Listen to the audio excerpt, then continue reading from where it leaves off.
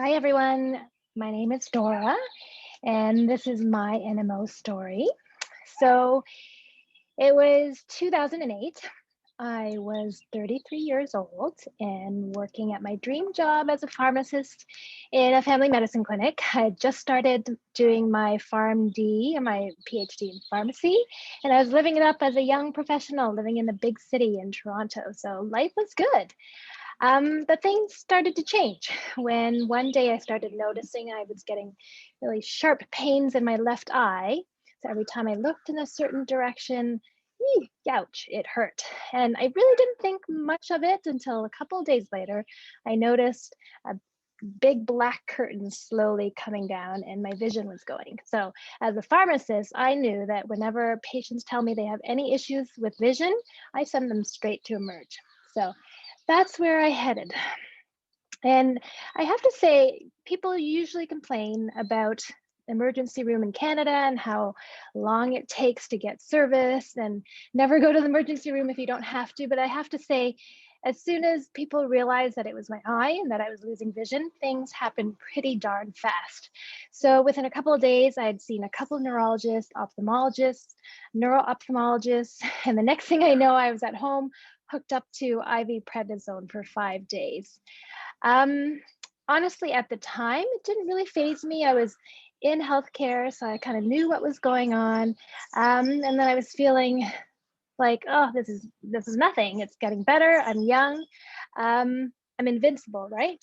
And I really, like, my parents, I remember coming to my apartment and bringing me food when I was getting my IV drips.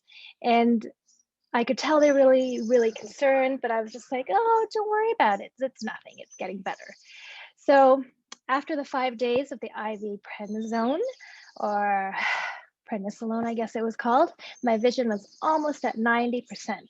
And just as I thought I was fine, I was wrong. So soon after the IV prednisone, I started oral prednisone, I think for a few weeks. And then the optic neuritis started coming back, just really slowly. It was really foggy. I didn't have the black curtain anymore, but it was really foggy. So I wasn't really sure what was going on.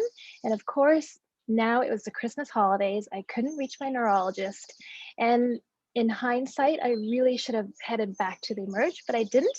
So I didn't do anything until after the holidays, which was like 2 weeks later. And I ended up losing my sight in my left eye permanently. So now I just see little shadows, but really nothing out of my left eye. But the good thing, at least, is that I only have to wear one contact lens. But nonetheless, it was a trying time in my life. It took months for me to get used to my monocular life. I stopped driving for a little while because I found I would be driving on the highway and I'd be slamming on my brakes. I couldn't enjoy 3D movies anymore. And then I know a lot of people can relate. It took me a lot longer to navigate new places if there were stairs or steps. So I mourned that loss of my vision for a long time. And so many days I would wake up hoping, oh, it was just a dream. My vision is fine, but obviously disappointed in the reality. Um, but nonetheless, my life went on and 3 years passed and nothing happened. Initially, when they did all the blood tests for NMO, it came back negative. My neurologist was like, it doesn't seem like anything's wrong. Nothing's happened. You're doing great. And he actually discharged me from his care.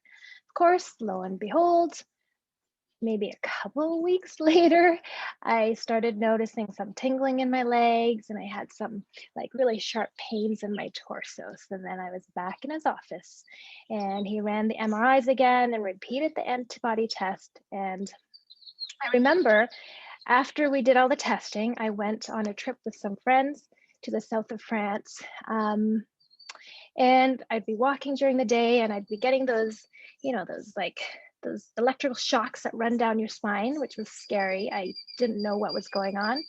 And then at night, I'd go home to the hotel and I'd be Googling what is NMO and seeing things about 4-year life expectancy or unknown life expectancy and paralysis and blindness. So really scared.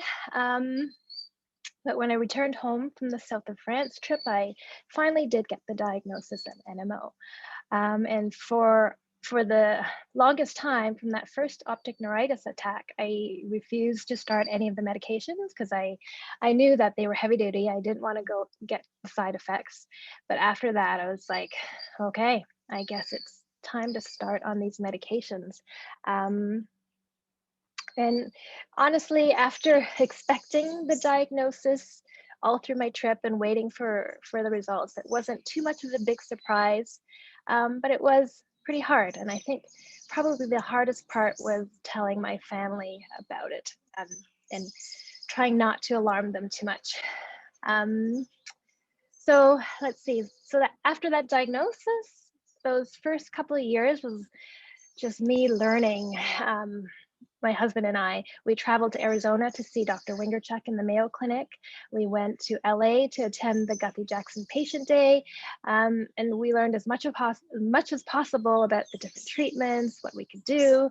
Um, and that was 10 years ago. And really, I've been fortunate to not have had any attacks since those two initial attacks. And I'm so grateful. Um, in the meantime, in the past 10 years, my life has continued to go on. The lesions in my spinal cord actually have disappeared on imaging, which is great. I still feel the pain once in a while, but it really doesn't bother me. Um, and my life has otherwise been really full and meaningful. I've gone back to school twice. I finished my PharmD degree. I just finished going back to school for my master's in nutrition. I had twins. My twins are now 7 years old. So I started a family. I moved from Canada to California, which is where I am now, and I'm considering moving again to another country soon. And most days I really completely forget that I have NMO. The only time I'm reminded is once in a while I get some pain, and I think it's if I'm not eating properly or I'm stressed, I get a little bit of pain in my side, but otherwise I don't really think about it. It doesn't impact me too much. And then when it's time for my infusions, obviously, I'm reminded that I have NMO. So now I my my life is stable. I'm happy. I'm making a career pivot. I was a pharmacist, or I am a pharmacist part-time, but now I'm doing nutrition, and I'm hoping to help our community more with that aspect of things. But I plan on living a long and healthy life.